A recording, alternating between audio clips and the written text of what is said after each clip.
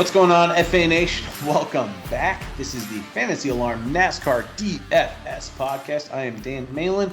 I am joined, as always, by the FSWA three-time NASCAR Writer of the Year, Matt Selz. We are talking Atlanta, kind of, sort of, super speedway, drafting, racing, whatever the hell they did to reconfigure this track. Anyway, Matt, we are coming off the West Coast swing. NASCAR just wrapped up 3 straight weeks in Auto Club, Vegas and Phoenix. How you doing? How excited are you just to get the cars back on the East Coast? Doesn't matter to you at all. I'm pretty happy anytime NASCAR cars are on the track. To be honest, I thought Phoenix was a very interesting race. I thought it was relatively dull for most of it, and then Kevin Harvick started making his run in the third stage and running people down, and then he got screwed by a caution that, let's face it, kind of had to be called, but I thought it was a little quick on the draw. He had a tire fall the hell off the car again, so we're back to that problem.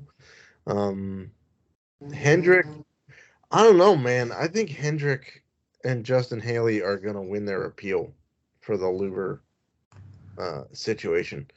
I think it's more likely Haley wins his, but I'm interested in your argument. So Haley, yeah, I think he's a lock to win it because they only took one, yep. Which means it's inconsistent. And they never raced it. Obviously, they took them Friday before they were racing. So, it's not like an advantage was gained on the track because they raced with supposedly approved louvers. But Hendrick is basically going with the same argument that the parts we were given didn't match what the single source specs said they would, and what they got approved for. So I think that part is interesting to me, that here we are with a single source deal. Now, it's a lot easier to convince me that Haley didn't do anything wrong when only one of his louvers was taken than when all of the louvers were taken off all of the Hendrick cars. So it's not just Haley, though. Like, nothing was taken from AJ Allmendinger's car either. Right. So why are you going to cheat with one louver that's different? Like, that literally doesn't make any sense. So I don't know. I did find it interesting, though, that the fine levied against Hendrick is the largest in the sport's history because it's actually larger when you combine them. It's larger than what Michael Waltrip Racing got for Spingate when they rigged the end of the Richmond race a bunch of years ago to get Truex and somebody else into the playoff. So I don't know. We'll see. I think it's interesting that even though Hendrick is appealing, they are not deferring the penalty for the crew chiefs this week. So there are backup crew chiefs on basically all of the Hendrick cars. We say backup kiddingly, though, because one of them is Greg Ives, who was literally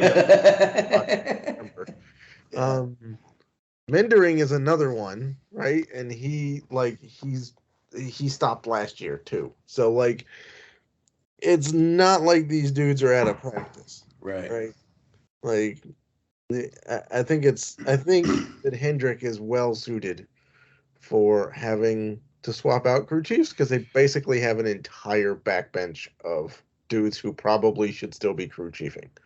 So here would be my next question: is for a race like Atlanta, and based on what we saw last year in the very small 2-race sample size, we're not really weighing the lack of crew chiefs too heavily, right? Like this correct. Is like it's okay.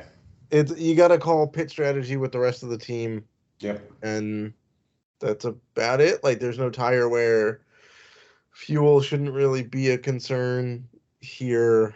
So it's basically just, hey, we're going to come pit with everybody this time and go catch the draft, right? Like, that's basically what it's going to come down to. So this isn't, and that's maybe why Hendrick isn't deferring for this race, because it doesn't really matter. So it shows good faith that they're taking the penalty seriously while also appealing the penalty.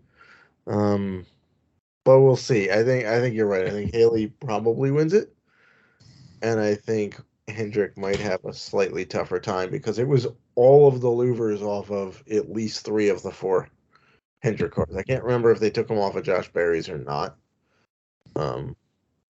But maybe not, because he got a top 10 finish last week. I mean, their argument was that they were taken off on Friday and they were not raced in. Right. But they did go to practice in them. Either way, those cars were fast without them on Sunday. Right, because 3 of the 4 qualified in the top 5? So wasn't it Larson and Byron on the pole and outside pole? Or Byron was 3rd and Bowman was like 5th and Larson was on the pole? I think Bob Bowman qualified like P18. Did he have an issue? I can't. This is bad. I can't even remember what happened. Well, I only want to say that. I'll pull up the racing reference. I only want to say that because he qualified in the 10s because I played the PD card with Alex Bowman. Yeah, and when Bowman is going to be such a great DFS play for so long because of his crew chief. Yeah. So let's flip it to Atlanta, and you and I were debating before we started podcasting exactly how we want to build for this week. Because it's a very small sample size for Atlanta, which is a weird thing to say.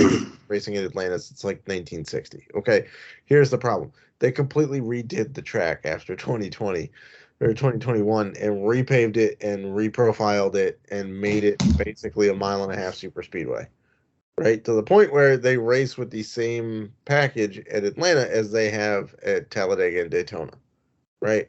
Can I ask you a question? Yes. All right. So right before we started recording this podcast, I did a show with Ryan Larkin and Jason Hamlet of Daily Fantasy Racing and Run Pure Sports. They both, and I agree with them, they both claim that the repave and the reconfiguration, it ruined Atlanta Motor Speedway. I actually agree because this drafting and super speedway style, it's my favorite style of racing to see live. But if I'm watching on TV or if I'm playing DFS, it sucks. It's my least favorite style of racing. Do you agree?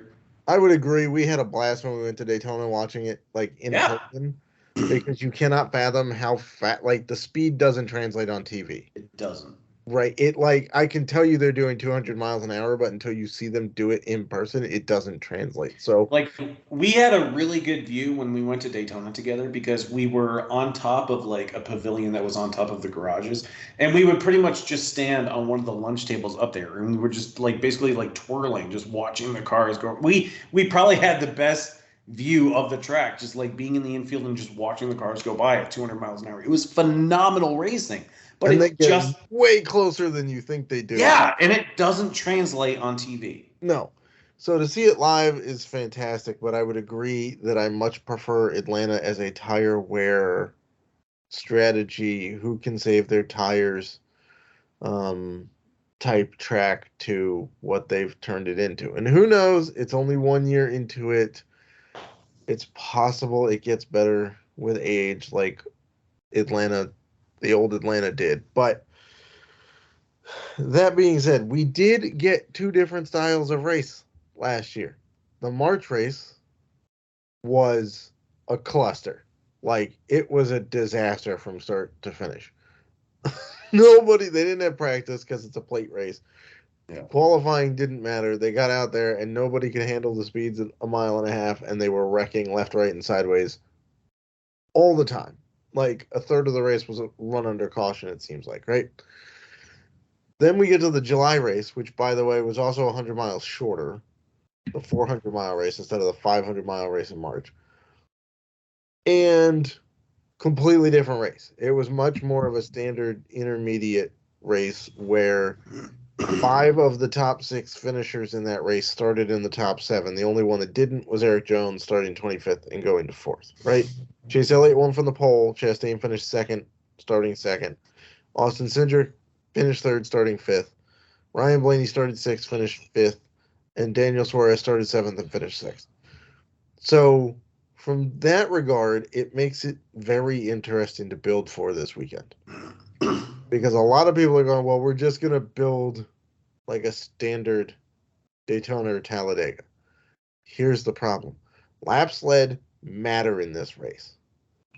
We saw in both races the guy who won the race led at least 96 laps. Now, do we expect that to happen this year? Maybe, maybe not. I still think they drive it like an intermediate, which means passing for the lead is really hard to do. Yeah. Do we expect chaos? I don't know. You said yourself, Dan lives in Atlanta. For those of you, he lives in the Atlanta area. So he knows the weather forecast for this weekend. It's going to rain Friday. We're recording this pretty late on Thursday night. It's going to rain Friday, almost assuredly washing out practice for trucks and Xfinity. Yeah, qualifying, yeah. And qualifying and practice. Saturday, supposed to be better, but still cold. And Sunday's supposed to be colder, right? Sunday's the coldest day of the weekend. Yeah. So my inclination is that will give it more grip. I feel like the colder the track, the more grip it tends to have, especially on a new surface like Atlanta. Yeah. So you and I disagree on this because you're expecting another March race like last year in which all hell broke loose. And to give you an idea of that one, in the Folds of Honor Quick Trip 500, Byron won it, but he started 12th. Chastain finished second again, but started 7th. Chase Elliott finished 6th, started 6th. And then you had people all over the map in this one where like the top 6 guys, the top 5, nobody started better than 7th. That includes LaJoie, who started 33rd. And then you had Truex in the top 10 starting 26. You had Haley top 11 starting 22nd. So like you had a bunch of dudes wreck out and have issues in the March race. But I don't know if we get that again. I think we get more of a July race. So what if I tweak it a little bit? Okay. So let's look at the 2 race sample size that we have. And I'm kind of disregarding the weather argument here. Basically what we've seen in the 2 races is that we've seen the drivers in good equipment finish well. Right. The spring race, Byron won the race, led 100 laps. Chastain started 7th, but finished 2nd, led 42 laps with 14 fastest laps. I'm really trying not to put too much weight. When I think dominator points this week, I'm really just trying to think of laps led because similar to what we've seen with Daytona and Talladega is that the fastest laps are fairly evenly distributed throughout the field. Like nobody has more than 20 fastest laps.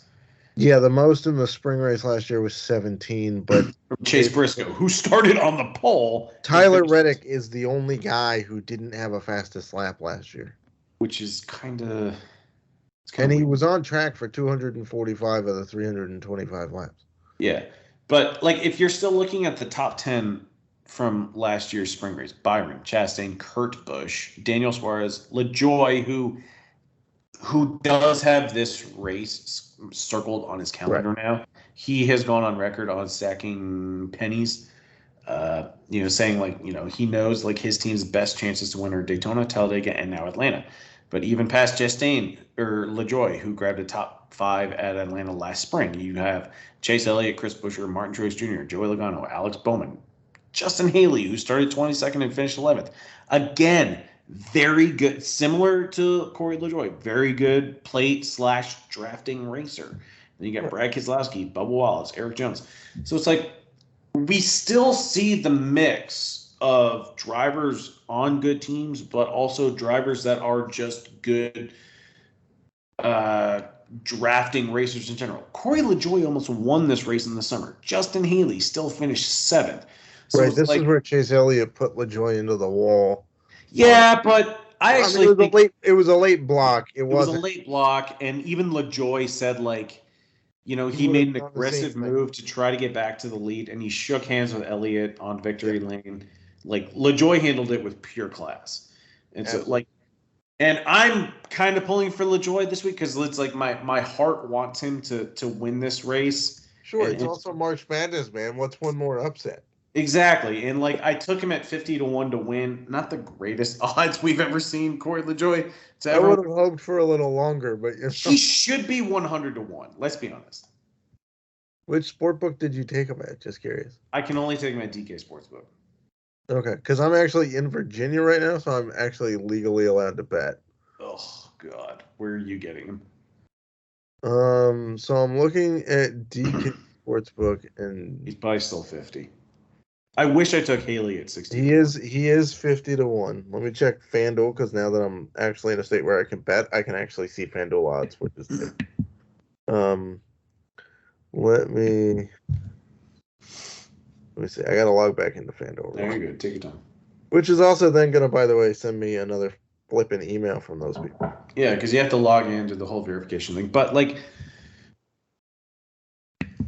my point remains, like, Corey LaJoie gets excited for an additional track every year now. Like, he has 6 races that he can kind of pencil in. Like, these are the races I can potentially win.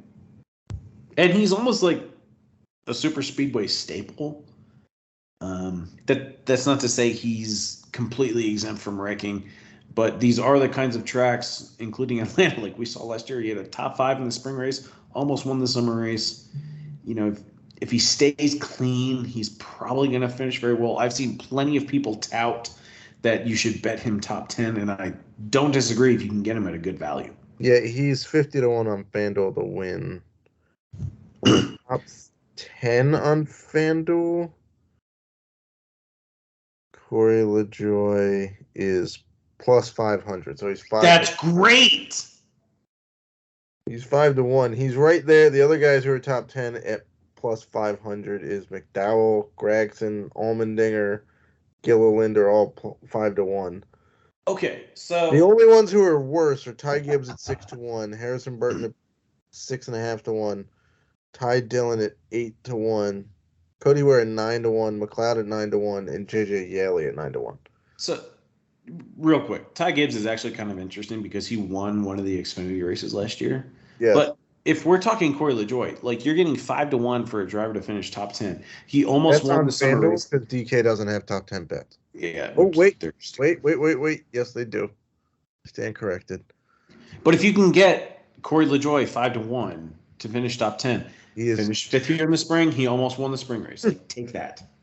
Yeah, get it on FanDuel because he's 2 to 1 for top 10 on DK. Oh, F that. Yeah.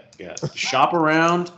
Go bet shop. Well, you shop because Ty Gibbs is also 3 to 1 on DK for a top 10, but he's 6 to 1 on FanDuel for a top 10. Oh my God, FanDuel's offering the best odds. God. And I'm pretty sure they won't let us parlay them. Oh, I might have to drive to Tennessee this weekend. No, FanDuel will not let you parlay top 10s anymore. Not after the. Well, we're about to find out. Not after the Stacking Denny's guys gave away the Millie Maker last year. Can you do it? Your selections can't be combined into a single parlay. Nope. I tried to parlay Ty Gibbs and Corey LaJoie top 10s, and it wouldn't let me do it. Yeah. I mean, I understand why. The guy used a $17 free bet to win basically $1 million at Daytona last year. It's awesome. Good for him. He literally parlayed the last 5 top 10 dudes who all started in the back, like BJ McLeod and LaJoie and Cody Ware and something else, and they all finished top 10. So, unfortunately, we can't parlay them on FanDuel anymore. No, but especially on FanDuel, if you're getting 5 to 1 on Corey LaJoie to finish top 10, that's great.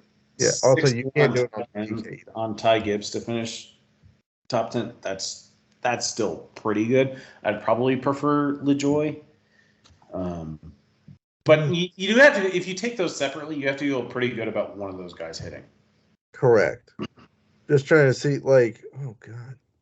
I might have to text my dad because he lives. Truex is plus 115 for a top 10. Bowman is plus 115 for a top 10. Bubba's plus 115 for a top 10 on FanDuel. Daniel Swart, what is Chastain? Chastain is minus 250, which is reasonable. Yeah. But he's also... Chastain is plus 400 for a top 3 finish, though. I would not take that. Second in both races last year. I know. But 4 to 1 to finish top 3? Yes. I can't do it. I'd rather take him outright to win at longer odds. What is he to win on FanDuel? Just curious. He is plus 1,200 to win. I'd rather just take that. I agree. So, we said in Discord we would talk a little bit about contest selection. To me, it's going to come down to how you see the slate playing out. Do you see it playing out more like the July race, which was a 400-mile race, as opposed to last March, which was a 500-mile race? Sunday's race is 400 miles. So the distance is more like the distance and laps are identical to July's race. The weather is similar to last March. So to me, it comes down to, do you see chaos reigning supreme and you feel more comfortable with GPPs? Or do you think it's a fairly readable slate? And obviously, we are recording this before practice and qualifying. Two reasons. One, there's no practice for Cup Series. Or any series. Well, yeah. Qualifying is on Saturday for the Cup Series. I'm still going to be in the car, and Dan is going to be at the track on Saturday because he's going to the truck and Xfinity races. So schedule-wise, it wasn't going to work to record that. But secondly, we also consider it to be, they're running the same package as Daytona and Talladega. So typically for those races, we do it some point midweek, and it's a strategy pod. So if you can get a good read on it, you feel good about how the slate is breaking down, you can play cash here. Not going to tell you not to. But I'm also not going full bore, stack the back, root for chaos to happen, because I don't believe that will happen. The way I'm seeing it is I'm building it like, if I'm making, how many lineups are you making this week? Okay, so it really does depend on how qualifying shakes out. So currently, we're recording this Thursday night.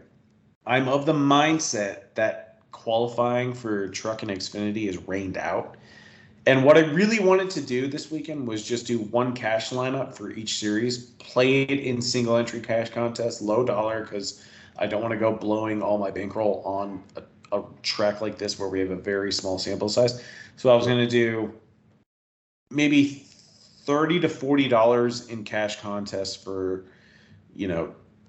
truck, with maybe like $5 in tournaments. Same thing for Xfinity. But then for Cup, since I feel more confident that we're going to have qualifying, because there is a part of me that feels Truck and Xfinity qualifying is rained out, and the starting order is set by the metric, which may relegate me to just playing tournaments and playing less of my bankroll.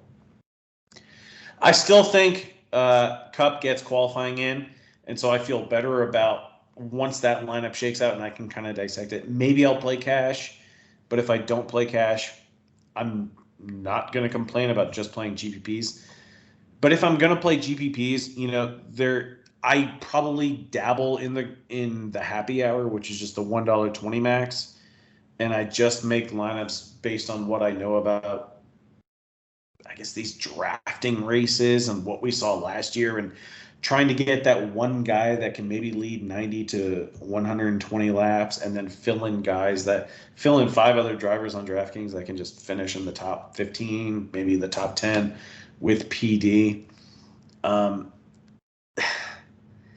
That kind of is my strategy. I know it sucks because it's like, I don't like saying I don't know, but in a situation like this, I don't think there's any shame in saying I still don't know what to expect from this race this weekend.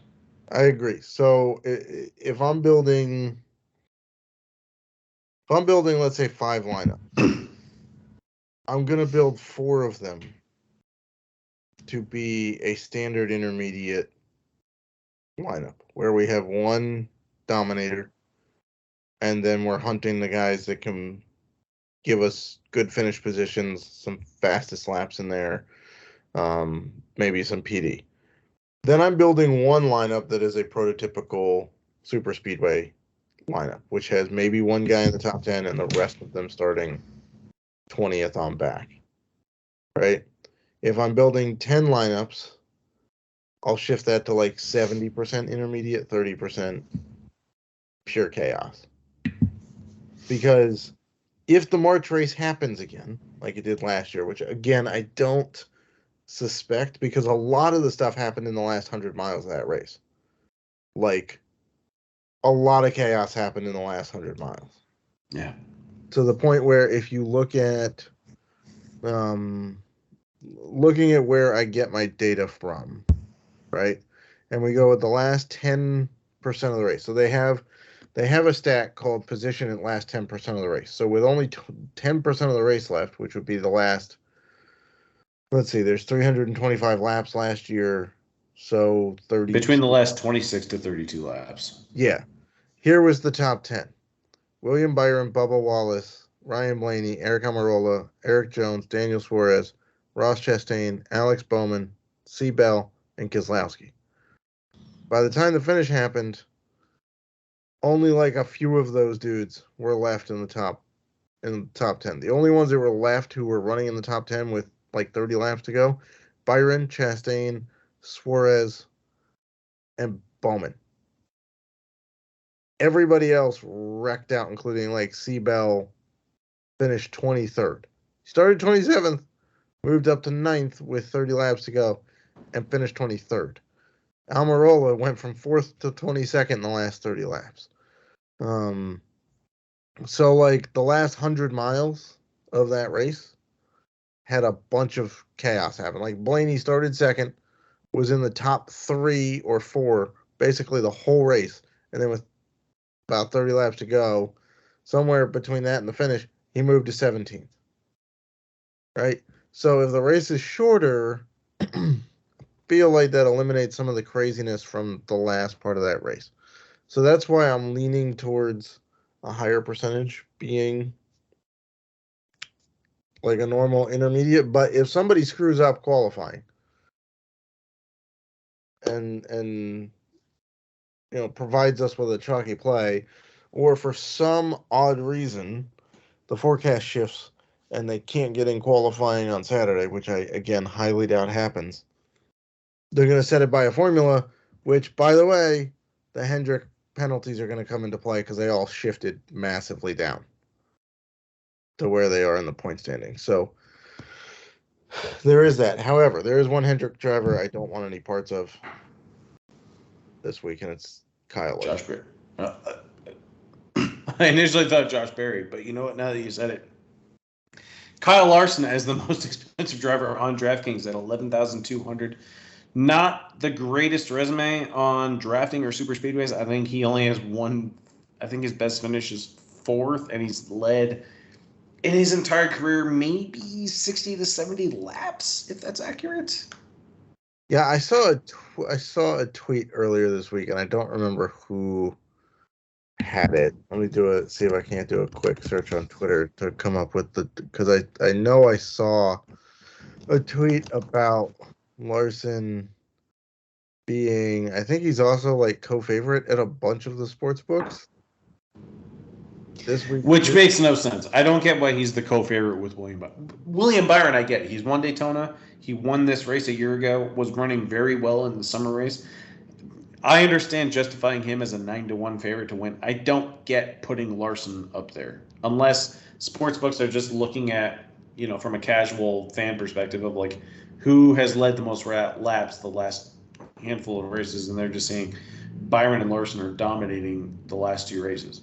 Then I get it. But at the same time, Byron has shown the ability to run very well here. Kyle Larson has admitted to not being very good in these drafting races, in these super speedway races. Like, why the hell would we play him this week?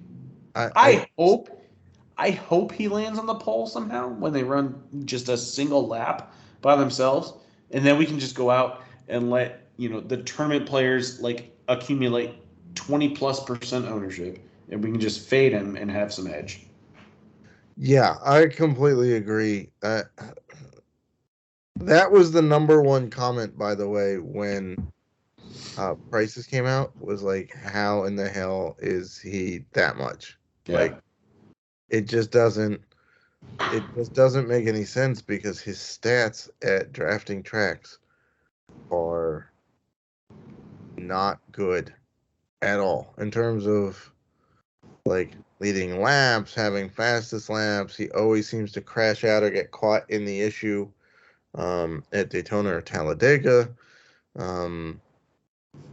It just doesn't make any sense. Now, that being said, if he's on the pole, I don't know if our full no play stance can hold, especially if we expect it to be like a normal intermediate. But that's still. So what if we added a caveat to him being on the pole, and it depends on who is starting next to him and who is starting immediately behind him? That's true, because he was on the pole at Phoenix and got jumped at the beginning of the race. Now he made up for it. And the only reason he got out to the lead in the second stage is because he beat Byron off pit road. Right. So he did make up for it, and he led a chunk of laps, obviously, and it did get him like 100 and something points last week. Yeah. But originally, he did not get the jump. Yeah, his teammate smoked him. So it's an entirely different racetrack this week. So like, don't put too much weight into what you saw last week. Right, and also, by the way, anybody who wants to give you Atlanta stats from pre-2022, don't listen. Just don't listen, because it doesn't matter. It's an entirely different track. Yeah, those stats probably correlate better with like high tire wear and like Auto Club and Miami and whatnot. But yeah, I can't find that stats tweet that I saw earlier in the week. But yeah, it's basically like he's led basically one lap in the last like 8 plate races or something, and that was only because he missed the pit call with the rest of his Chevy teammates or something. Like, so I don't know, but that's how I'm building this week, is mostly for standard intermediate. But you still have to take into account the fact that there's drafting involved, and some dudes just aren't good at drafting. You know, I feel like we've spent so much time on, I guess, race theory, contest selection. I'm still kind of up in the air of how I'm going to approach these races, especially, you know, once we know the fate of Truck and Xfinity qualifying and everything. For cash games, for Sunday's race, do you think you're going to go more of a stack the back method, or are you going to just not necessarily throw a GPP lineup together, or are you just going to try to throw the best educated lineup together that you think? So by that, I mean, like, maybe you have an idea of 3 to 4 drivers in the back that you can stack. Maybe there's a driver in the teens and inside the top 25 that you can stack. And are you going to try to find that one guy that can maybe lead 100 laps in this race? Or for cash games, are you just stacking the back? So that's an outstanding question. So if we take a look at, again, the July race, because there's 400 laps, or 400 miles rather. So I want to go off that because it's going to be an equal point total to what we're going to see on Sunday. And look, there was a pretty decent amount of guys. I don't have access to, I don't remember how much a lot of these guys were for this race, but there are 1, 2, 3, 4, 5, 6, 7, 8, 9, 10, 11, 12, 13 guys in the field put up 40 or more DK points. So out of those, they all had a pretty decent smattering of fastest laps. Not all of them led laps. In fact, out of those, 1, 2, 3, 4, 5, 6, 7 of them. So basically half of them led laps, and 2 of those were 2 and 7 laps. So it's not like you're getting very many points out of those. But it was mainly PD that got you over the 40 points last year. So it's, again, not a pure stack to back, and it's going to depend on how stuff fully shakes out. But I don't know. Of the guys that put up 40 points in last July's race, 1, 2, 3, 4, 5, 6 of them started in the top 10. Yeah. I mean, and then a bunch of them started 25th or worse. I was trying to tell myself all week long for Truck, Xfinity, and Cup, just do one lineup, play it mostly in cash games, throw it in some, low dollar tournaments as well, just to see what happens. But as we get closer to the weekend, and I'm realizing like Truck and Xfinity, the qualifying session might be rained out, in which case I'm relegated to building just one tournament lineup for each race. And I think I'm opening myself up to the idea to maybe just doing 20 lineups in the happy hour for the Cup Series race, which is just $20 worth of entry fees. I think that's where I'm going to land this week. I'm not sure how deep you want to drive into the driver bowl because we are recording this Thursday night. We don't know the starting order yet. Are there any, I guess, potential drivers to win the race, or are there any values that you want to touch on before we dive into the playbook? Because the playbook is going to be a collective effort between you and myself this week. You will have your drivers that you like just based on track fit and style, and then once we know the starting order, I will go forth Sunday morning and publish the playbook with good PD plays and just overall just solid plays based on where we saw qualifying. Yeah, look, we touched on one. Corey LaJoie, I think, is going to be a popular budget play this week, probably regardless of where he starts, just because he tends to be fairly good at drafting type tracks. He ran pretty well here last year. He has these races circled on his calendar for fair chances to win and punch a ticket to the playoffs. Guys I'm not overly enthused about playing would be Harrison Burton and Todd Gilliland. I just don't see them as providing a whole lot of upside. Obviously depends on where they start, but even so, like, I'm not even sure they really did all that much last year. I mean, Todd Gilliland had a decent July race. I'll grant him that. But Harrison Burton's not really on my radar this week. I'm not even sure I really like Noah Gragson that much. I think he's just out there churning laps at this point.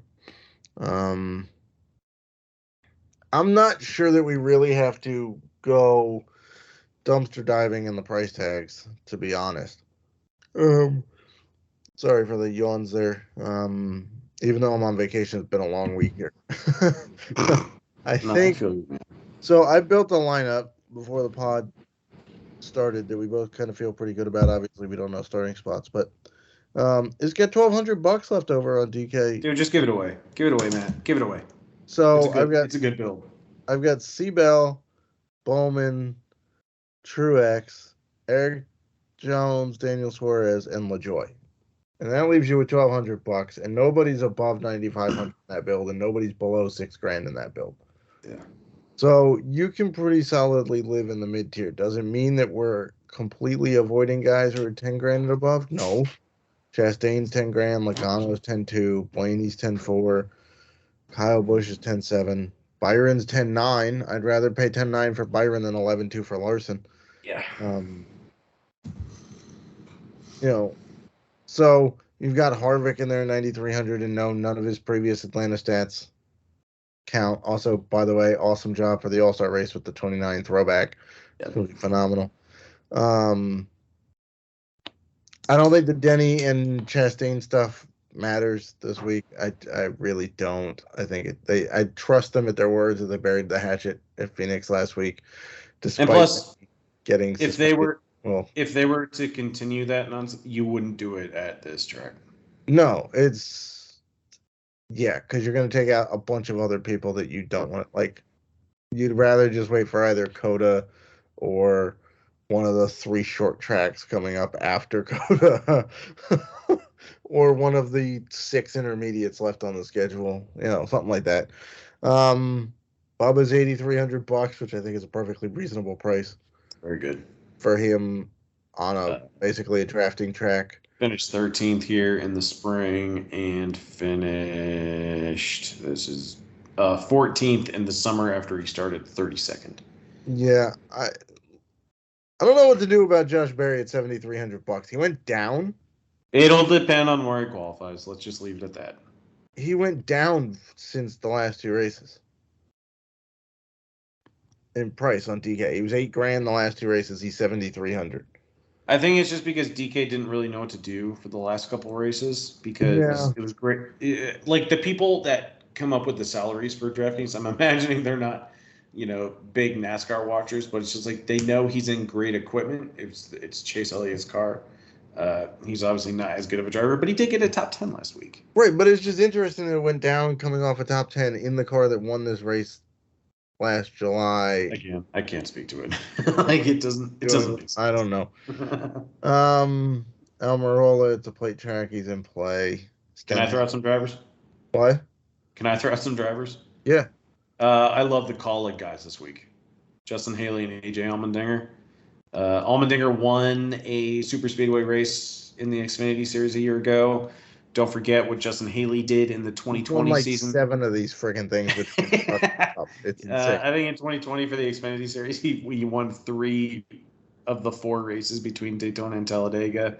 Yeah. Haley alone finished 7th in the race last summer. He finished 11th here last fall. Those are going to be really good pivots off the more chalky Corey LaJoie. Everybody, including us, will likely be writing up and touting Corey LaJoie as a good play. The Kaulig boys, AJ Allmendinger and Justin Haley, are really good tournament pivots off the more chalky option of Corey LaJoie. And Stenhouse will probably be reasonably popular considering the fact he won Daytona. Yeah, that's fair.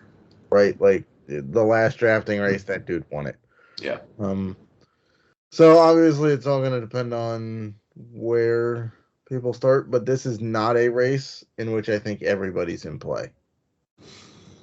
It's not like typical Daytona or Talladega where I think everybody's got a shot to be in play. I think there's more refined strategy for this race than a typical plate track. Was there anything you wanted to touch on before we sign off? No, the schedule's going to be a little wonky again this weekend. I will have my betting pieces up on Pixwise for F1. There is F1 this weekend. No DFS. I won't have DFS coverage, but congrats to DK for finally jacking up the price on Red Bull and Verstappen. It get very painful to play them and not fit other people.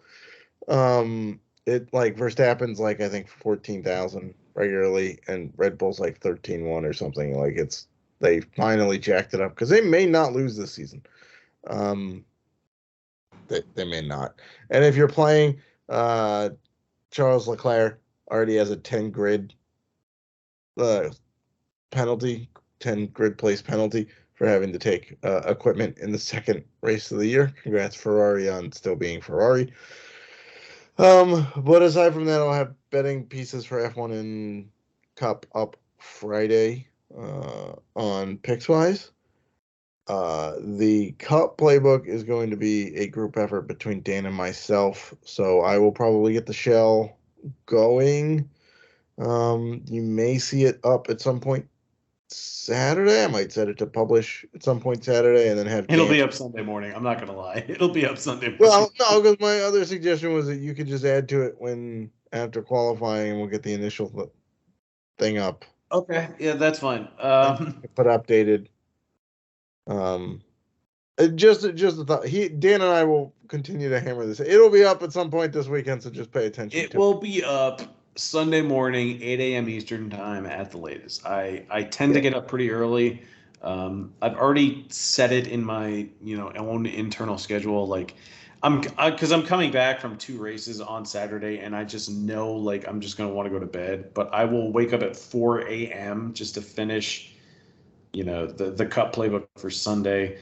For Truck and Xfinity, I guess the good thing is like whether qualifying is rained out Friday or not, we will know the starting order as of Friday night. So I will have a full Truck playbook and court plays, and I will have a full Xfinity playbook and court plays up Saturday by probably 10 a.m. Eastern time.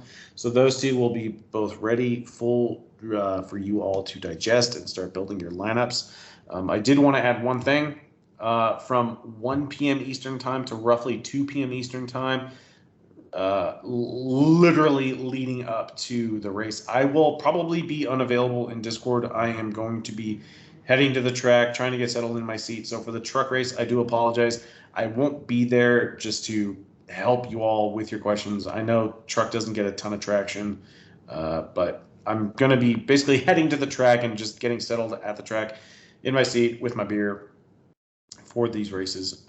So I'll be more available for the Xfinity race. But I do apologize. But I will have everything available with no red updates. Everything you see Saturday morning should be set in stone, pending drivers going to the rear. Yeah, projections for Cup will probably be out Saturday evening. I will be home as in Nebraska, at some point mid-afternoon to early evening Saturday, depending on how long the drive takes, traffic, weather, all that good stuff. So I will likely have projections out Saturday evening for the Cup race. So it will be a little bit of a shorter schedule this weekend. Apologies, but it is what it is with myself traveling, and then we'll be back to regular coverage for COTA, which is the weekend after we get the first road race of the year, which should be quite fun. All right. Well, Matt, it was kind of a longer podcast, but I feel like we hit on everything we wanted to. So thank you so much for your time. I know you're on vacation with your family. Best of luck to you this week, and best of luck to the FA Nation. Best of luck, FA Nation.